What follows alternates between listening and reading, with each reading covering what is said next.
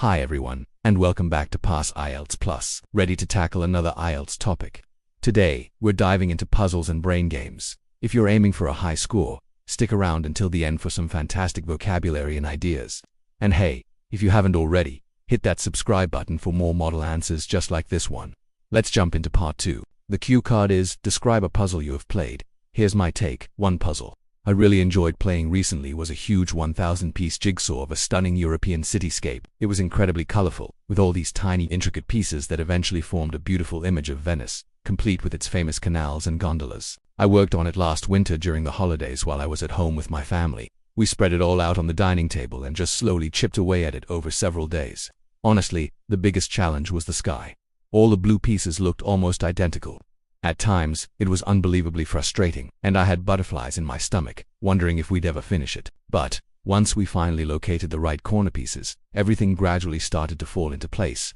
I genuinely enjoy this type of mental exercise. It really forces you to be patient and concentrate, and when you do it with others, it's all about teamwork. Plus, it's a brilliant way to disconnect from screens and spend some quality time together. When we finally placed the last piece, I was absolutely over the moon. We even glued it onto a board to keep it as a memory of our holiday project. Alright, now for some Part 3 style discussion questions. First up, why are puzzles and brain games important for cognitive development? Well, they're fantastic for sharpening our problem-solving skills, improving memory, and encouraging logical thinking. For example, when children play with puzzles, they develop better spatial awareness. For adults, these games are a great way to keep our minds active and alert as we get older. Next question. How has technology changed the way people play puzzles and games? Technology has definitely made puzzles more accessible than ever. There are countless apps for Sudoku, crosswords, and even amazing 3D puzzle games right on our phones. This means people can play anytime, anywhere. However, I do think this convenience can sometimes take away from the unique charm of a traditional physical puzzle. Another one.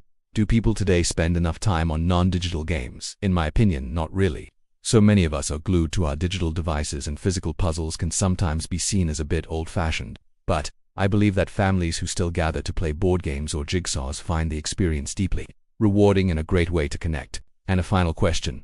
What are the differences between puzzles based on luck and those based on skill? Puzzles that require skill, like a crossword or Sudoku, really depend on your logic and knowledge. Games of luck, on the other hand, like rolling dice, are purely about chance. The key difference is that skill-based puzzles give you a real sense of accomplishment, whereas luck-based games are more for pure, simple entertainment. And that's all for today's lesson.